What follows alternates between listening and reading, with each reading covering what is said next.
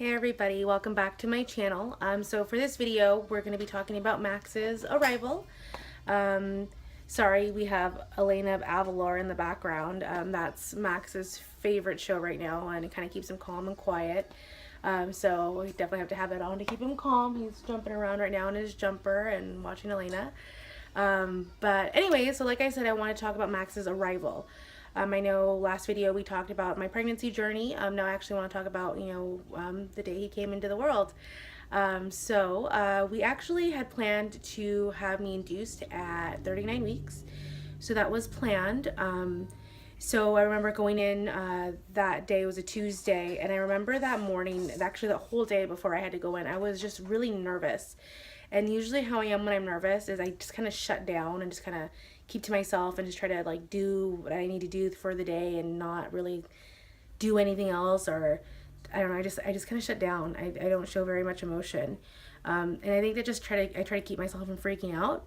So that was pretty much me. Once we got to the hospital, they checked us in.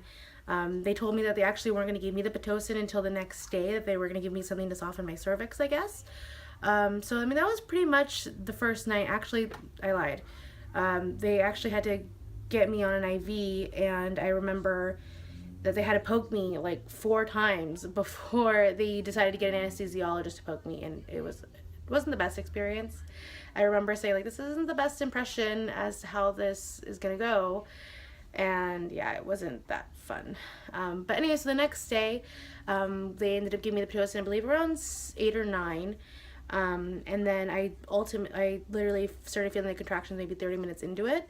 And I had already planned to get an epidural, so moms, don't try to mom shame me. It's my body, my choice, my child. And honestly, for any other moms out there who are kind of,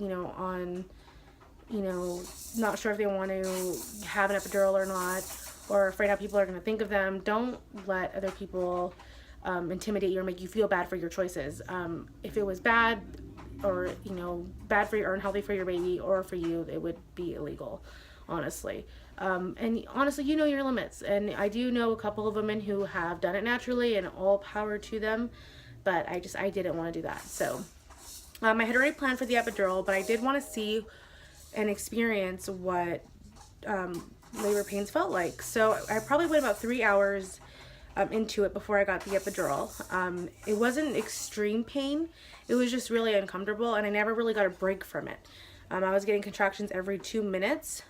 So finally, about 3 hours into it, I just kind of started to freak out a little bit, thinking like, okay, it's been 3 hours, like what if I go from 2 centimeters to 10 like in like 5 minutes or something crazy like that, and not be able to get the epidural anymore. So I decided to get it after 3 hours. I figured I'm not going anywhere. I know I'm getting the epidural anyway, so why kind of make myself suffer? So I did that. My anesthesiologist was amazing. He made me feel really comfortable, had me laughing, and I was just more relaxed. The procedure itself wasn't awful. I wasn't in any pain. He just made it really easy for me, so I was really lucky for that.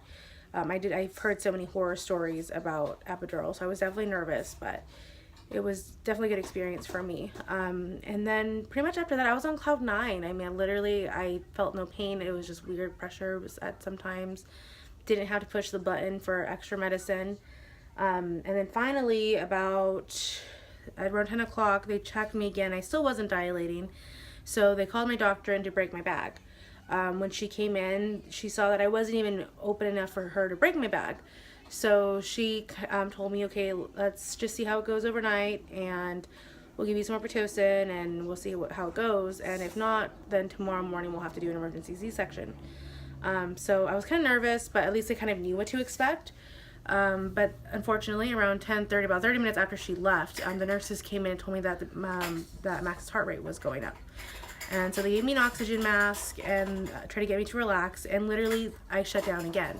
I just, Izzy was, I don't know if he was sleeping or if he was watching TV or something. He didn't even notice the nurses come in and tell me this. And so I didn't even tell him that I had the mask on. I was just literally just like trying to relax. And then he looks at me and finally realizes, there's a mask on her face. And he's like, well, what happened? And I'm like, well, they're telling me his heart rate's up and I need to relax. And as we're talking, I look over to my doorway and I see the anesthesiologist peek his head in, like he was looking for somebody. And once he left, he didn't even say anything to us. Or no, he'd asked me if, he asked me if my doctor came in yet, and I had said no, and he walked away. So once he left, I was just like, oh my God, they're going to prep me for an emergency C-section. And even as he was like, well, how do you know? I'm like, well, because the anesthesiologist just came in. I know he had no other reason to be here unless they were going to do that. And sure enough, the doctor came in and told me we were going to have to do it just because, it's been more than 13 hours and he's already under stress and we don't want to put him under more stress and have his heart rate go higher. So they decided to do the emergency C-section. And the moment she told me, I literally just broke down. I was crying, I was shaking, I was just like, oh my gosh, what if something happens to me? What if something happens to Max? This is scary, this isn't part of my plan.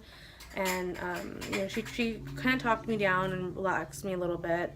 And they got Izzy ready for to get put into his scrubs, and they told him what to expect when he came in. And so they walked me over to the OR and told me what to expect.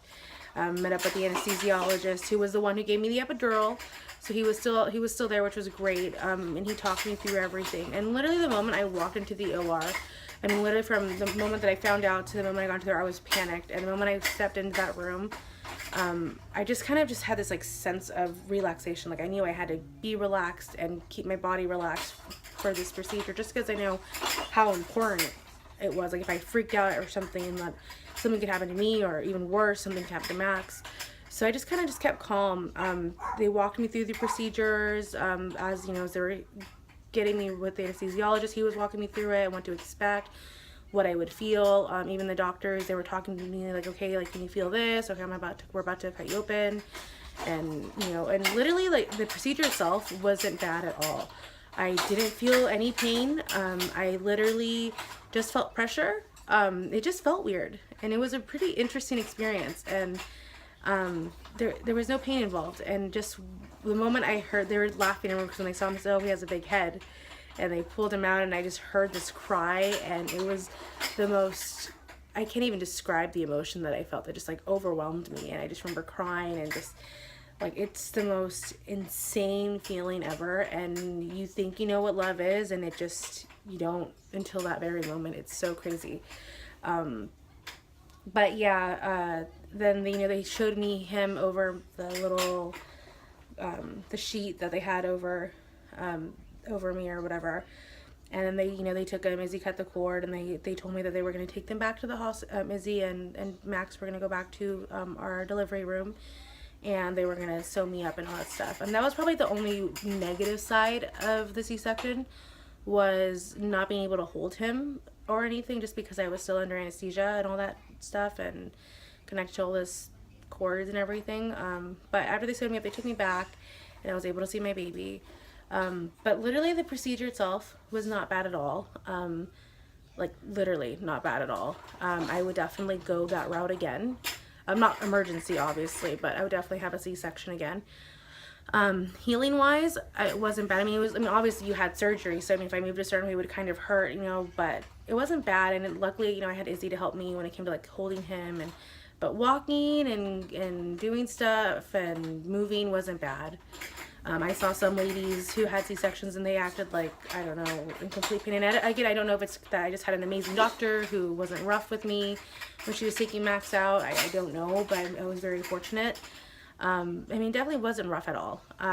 So that's pretty much how he came into this world. Obviously he has some medical issues, and his, feeding portion or after, he came out wasn't the best. But the actual procedure of his C-section wasn't bad. My pregnancy journey wasn't bad. It definitely could have been a lot worse. That was basically how I came into this world. And if you have any questions, please comment below. If you have any questions about C-sections, I'll definitely be more than happy to answer them. I hope you guys enjoyed it. Bye.